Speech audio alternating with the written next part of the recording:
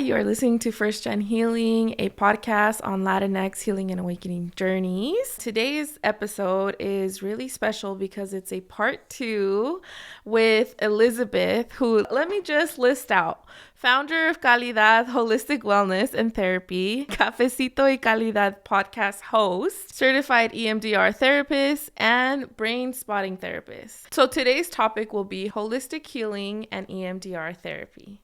Yes. And I thought that we could just start off by you telling us a little bit about what those things are or what they are to you. Yeah, absolutely. So we can start off by talking about EMDR. So EMDR is also, it's known as eye movement desensitization and reprocessing therapy. EMDR is a evidence-based therapy model.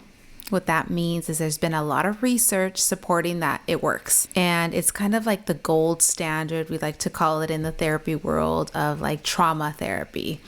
Okay. Yeah. And it's not only used for trauma. I think a lot of people have the misconception that it's only for like veterans or for PTSD. However, it could be used with everyone. Anything from depression, anxiety, to stress, to a life adjustment. It can be used with so many different people. Do you have to be a therapist to be able to then specialize or be certified in EMDR? You know what? Yes. So you do have to at least have your degree. And then this would be kind of like a specialty in the therapy world. And then for you, what does holistic healing mean? What does that entail? I specialize in working with the BIPOC community, Black, Indigenous people of color. So using what our ancestors have been using for generations and integrating that into EMDR. So holistic could mean incorporating aromatherapy into the room, into therapy. It can mean sage, can mean working with a naturopathic doctor, could mean incorporating yoga, can mean chiropractic care, mean dance, can mean music. So incorporating our ancestors' healing methods and integrating them into this therapy model. So you focus on the BIPOC community. Is there like a specific age group or like a population, I guess, that you focus on? Yeah, so I only work with adults. The majority of my caseload, I do work with men, but the majority is women. So first gen, working professionals, mothers, like anything related to like women's issues, we're addressing that in therapy. And so you kind of address a number of things. It's not necessarily one specific. It just depends on what the client comes in with. So, but because I do work with the BIPOC community, a lot of the different like themes or issues that are presenting themselves in therapy are, when we spoke about this in part 1, but like individuating from your family and working with that feeling of guilt, parenting, postpartum with my mamas. It can be multi-generational trauma, complex trauma. There's just so many different things that come up in our therapy session, but I guess you can just say like women and men issues, specifically within the BIPOC community. That must expose you to so many different things, right? Like if you're managing all that can come up. Wow. Is EMDR part of each therapy session? Is it specific to certain types of sessions? How does that work for someone that's not familiar with maybe either? Most of my clients, we do EMDR therapy. And I think the minute that I start seeing them, I'm instantly kind of in like that EMDR mode, like, oh, okay. I kind of see little bits and pieces. Some clients move through, there's 8 phases of EMDR, and we call it future template. So some clients move through it very smoothly. There's some clients that, it takes a little bit more time, just depending on the trauma or the amount of disassociation connected to their experience. But typically, I'm doing EMDR with most of my caseload. Yeah. Let's say that someone is curious about EMDR. They're like, that sounds interesting. Especially now, I think I also too thought that it was more geared towards just trauma, but you're saying it can also help with like things like stress at work, life changes, things of that nature. Does it target certain memories, I guess, or certain feelings? There you go. So EMDR is a very holistic and somatic type of therapy model. So our negative beliefs about ourselves are connected to unprocessed memories in our life. So that's why it's sometimes really challenging to like just say, oh, just challenge that negative belief of like, I'm not good enough or that you're bad. Because those negative beliefs through the lens of EMDR is they're connected to unprocessed experiences that need to be worked through, so that negative belief can shift. So for example, for me, it's been like I am not good enough. And, the more I challenged it and I worked through it and reframed it, it still came up. So when I did my own EMDR therapy, I was able to float it back or go back to a younger time in my life where I was told I wasn't good enough, or there was experiences that were connected to that. And so we needed to work through those memories so that I can feel unstuck and move past that. So negative beliefs are like symptoms of your trauma or the difficult experiences that you've been through. And I'm sorry if I missed this, but if you don't have the memory of it, how is there a way to access that? Because I know a lot of first gens will say, I mean, including myself, I don't have a lot of memories of childhood. Yes. I think it's going to include a lot of answers, so just bear with me, Priscila. So, so one of them is that EMDR is very somatic. And within the BIPOC community, we tend to experience a lot of our emotions in our body just because we've been told to kind of like, we don't talk about them or we don't really share them. So they manifest in stomach aches or headaches or shoulder pain, and we go to the doctor and we're sick. So with EMDR, even though we don't have maybe the exact memory or image, we can target the body. The body keeps the score.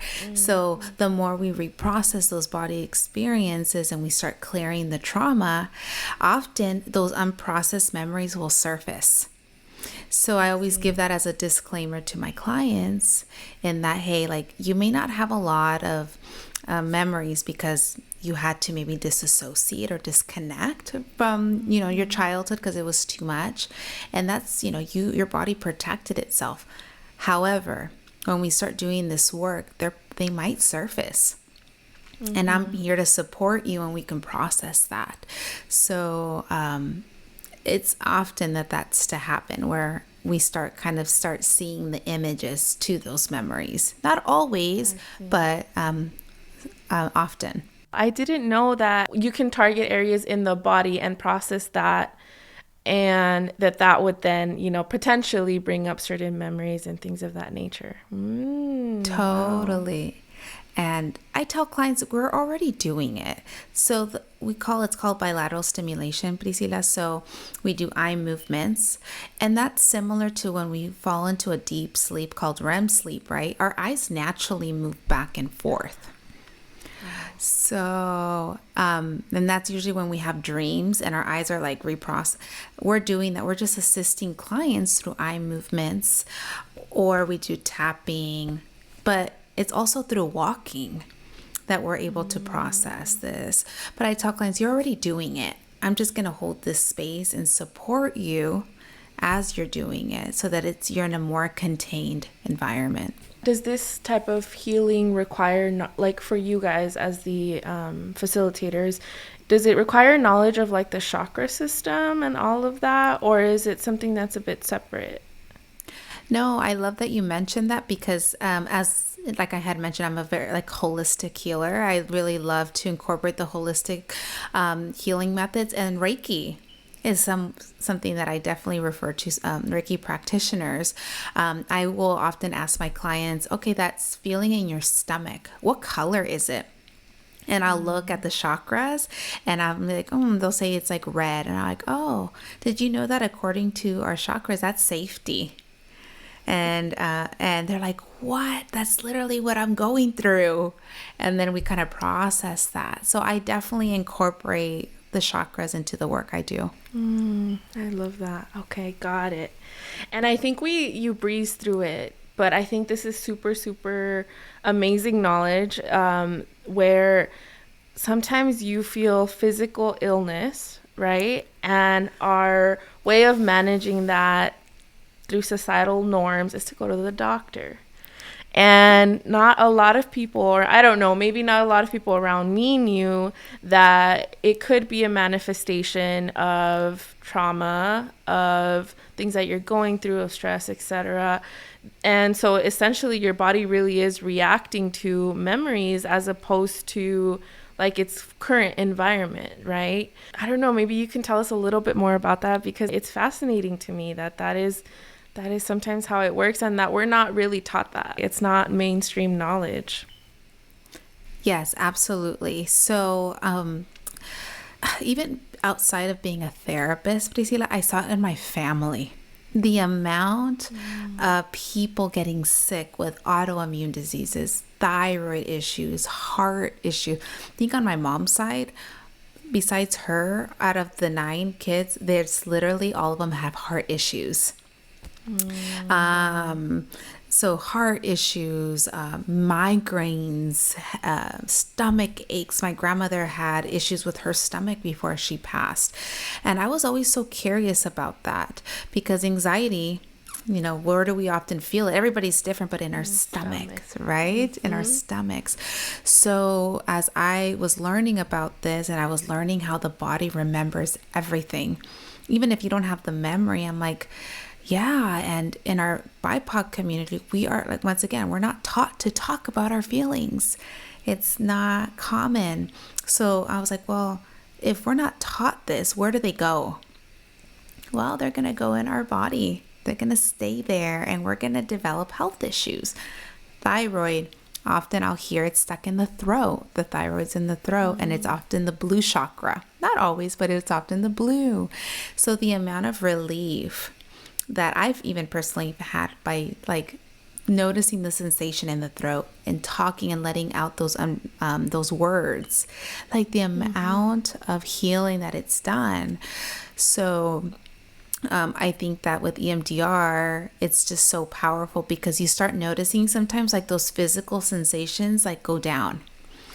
Like, oh, maybe I'm not having migraines every day. Maybe it's going down to 3 times a day, or 3 times a week. So like, it's just so interconnected, the mind, body, spirit. So I think in the work that I've been doing, I noticed that like clients start feeling less physical symptoms, maybe less visits to their primary doctor, because they are feeling better. But I've had the opposite. I've also had my clients who have been so disconnected from their bodies that they'll start to feel, and they're like, what's going on? They're like, wow, I didn't know that my stomach hurt that much. I need to go to the doctor now. Or like, my back hurts so much. Like, I need to go to the chiropractor. So I guess I get both on both ends of the spectrum when I'm working with them. Yeah. When you said that, well, wow, thank you so much for sharing that. And that is so, so interesting. And I mean, one, also like generational trauma, how that, like you said, you see it in your lineage, you see it across families. So that's super interesting. And then what was when you were mentioning the disconnection, and then when they start connecting, tuning in, becoming more aware, there's like this upheaval of maybe like symptoms. I've noticed the same when I'm working with people on being more mindful and checking in with themselves. They might start feeling a lot more emotions too. Like they're like, I didn't used to feel this way, or I didn't cry this much. And they see it as a negative, right? Because we're taught, again, emotions are negative, and that we're supposed to hold them in. But I'm like, imagine this like big, like water balloon, that you had, that you just kept shut, and right now you're like letting the water release, the emotions come through. Yes, exactly. I get that too, where because I integrate music into EMDR too, where maybe a song that used to hit so hard doesn't hit as hard anymore, and then I've gotten in trouble. Like, why can't I feel that same way anymore? Or wow, I actually feel all this emotion. So I think it, like, we're so unique, but the emotion one has been one that comes up a lot, where even naming it, like, I'm feeling this and I don't know what it is. Can we like sit with that? Like, can we name, is it sadness? Is it anger? Is it grief? So there's just so much when we reconnect with our bodies. What have you learned about the first gen community through your work? They hold a dear place in my heart because I am part of the first gen community. So I hear that we struggle with connecting to feelings. And I use we because I've had my own EMDR therapy, and this has been also my experience, but connecting with our emotions, the amount of physical illness, right? Once again, going back to that, like, connected to the inability to express these emotions. Boundaries have been a big theme. Boundaries, feelings of guilt and shame around separating or trying to individuate from your family. Being parents. Some first gen don't want to be parents. And there's this feeling of like guilt or feeling pressure too. So that's been a big one. Wanting to break multi-generational cycles.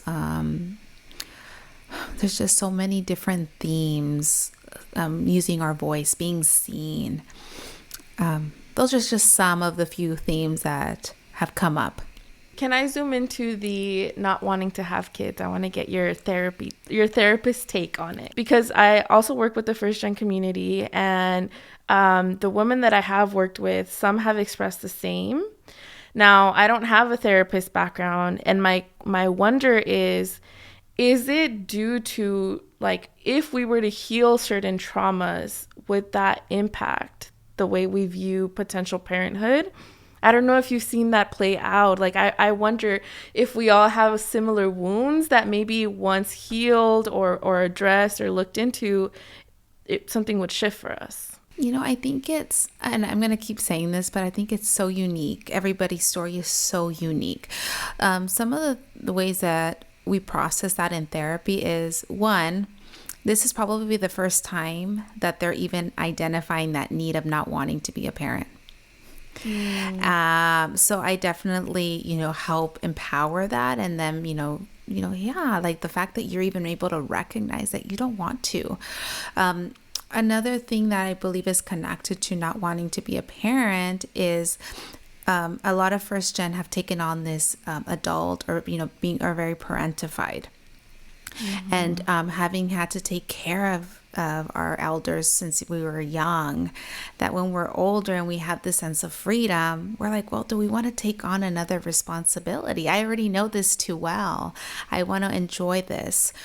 That's another thing that's connected for, education. We are pursuing higher education. We are sometimes putting our careers first, and that is our baby. And some don't want to. Like, I enjoy what I do, and I love the flexibility of building my business or my career, that I don't know if I want that. And so those are some of the things that we've kind of processed in therapy around having children. And, I don't want to miss on this one, like not wanting to repeat what was done to them.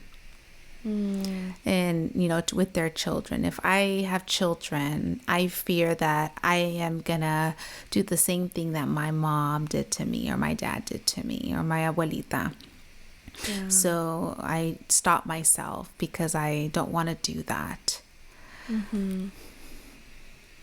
Thank you for breaking that down. I absolutely understand. It's like a unique, everyone has their own unique story, right? And their own unique things to work through. But I love that you were able to also kind of categorize some of the things that come to the table when that thought even comes up, So yeah, thank you. Yeah. Now, I want to ask you, what have you learned about yourself through the work that you do? So, kind of sticking to the theme of EMDR. So, my son, I've spoken about this before, but my son is actually a product of EMDR. I was so anxious to become a mother because I didn't want to give birth. And that was like the presenting problem. I went into therapy like, I need to work through this. I want a family, but I am terrified of having kids and like actually the birthing process.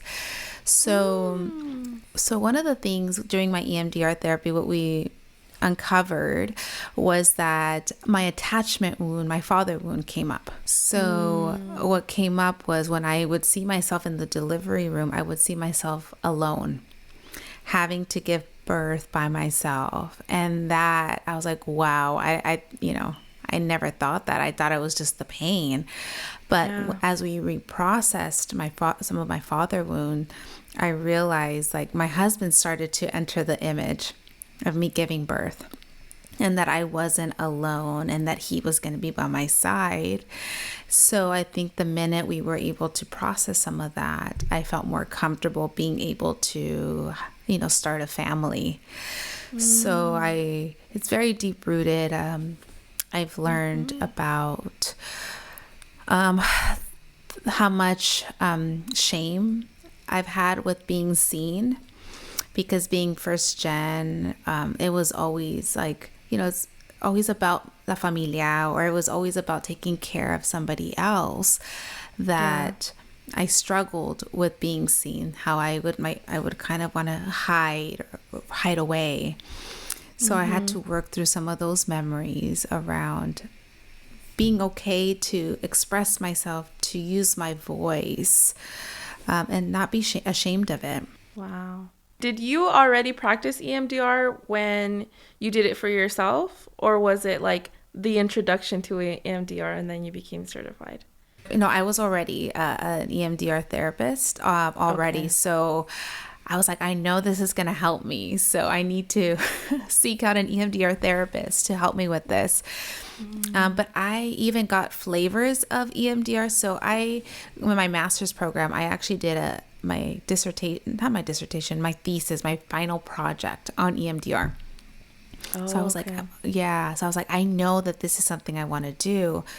So when you do your training, Priscilla, they break you up into groups and you practice EMDR, and the amount of healing and processing that happens, like I drank the Kool-Aid and I went with it. So I did a lot of processing there, and like it's just been ongoing since I got trained.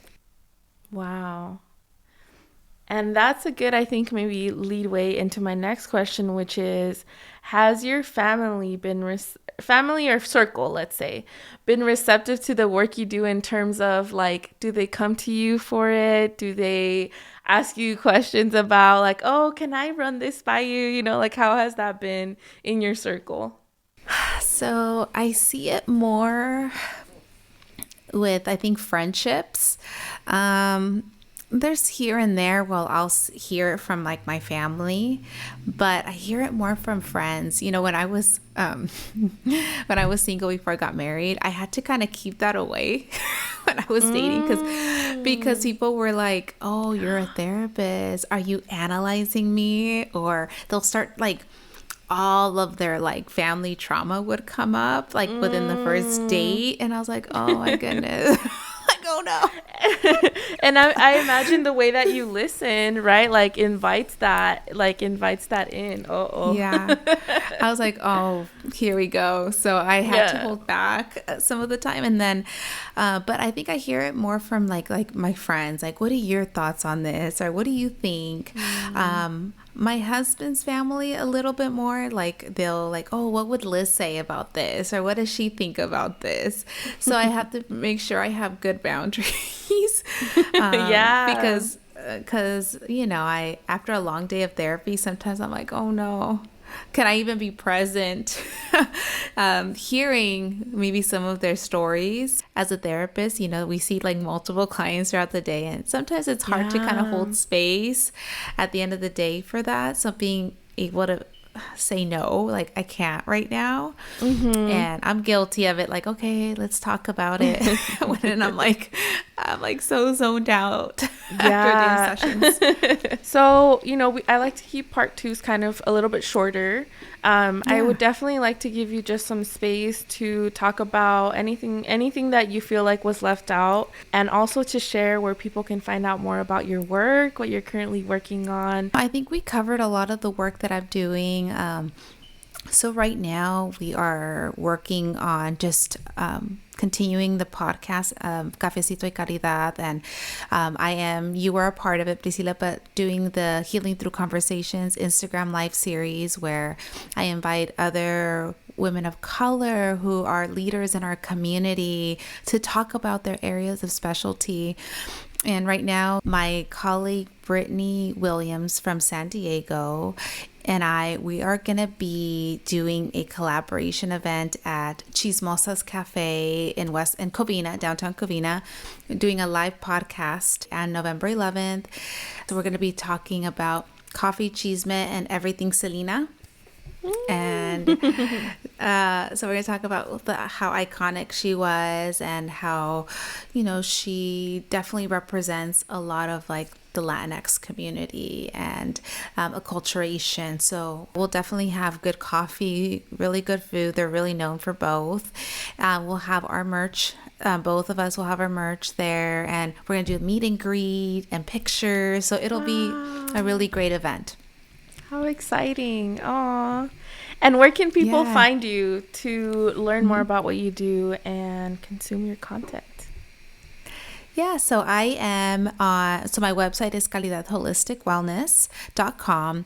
All like my podcast episodes, if you want to work with me, everything's on my website.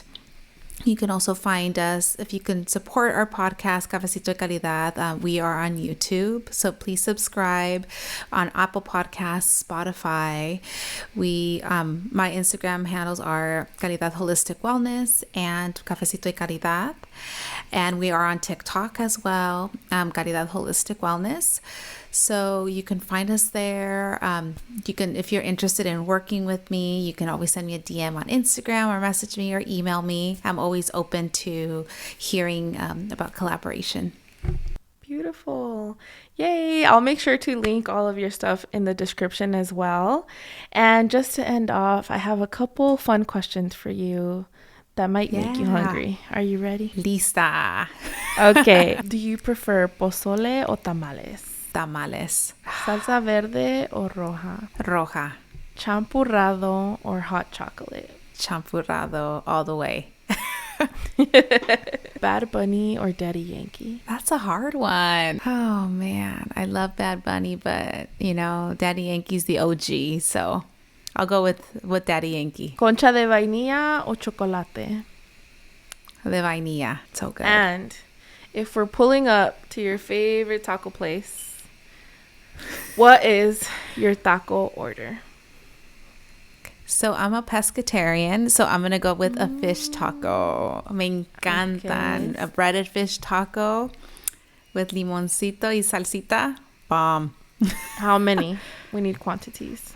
Oh, man. Let me see. If I'm really, really hungry and I'm ready to eat, let's say I can eat like 4 to 5 tacos. Ooh, yum. Yes, Con salsa absolutely. roja, I'm assuming. Salsa roja. Ay, Okay. me dio hambre. I'm hungry now. That's why I asked these questions. Yes. I'm like, I get hungry too.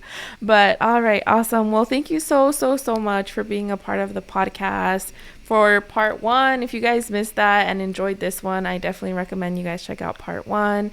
And then for this part, which I feel like it has so much information for the community and for those listening. But yeah, thank you so much for sharing this information with us, because I think it's really important. So yeah, thank you. And if you guys found it helpful, please make sure that you like this episode, subscribe as well, leave a rating, give it up for Miss Elizabeth, who shared so much with us. Yay! And yeah, we hope you have a good rest of your day. Thank you so much for having me, and I hope you enjoyed the episode. Bye.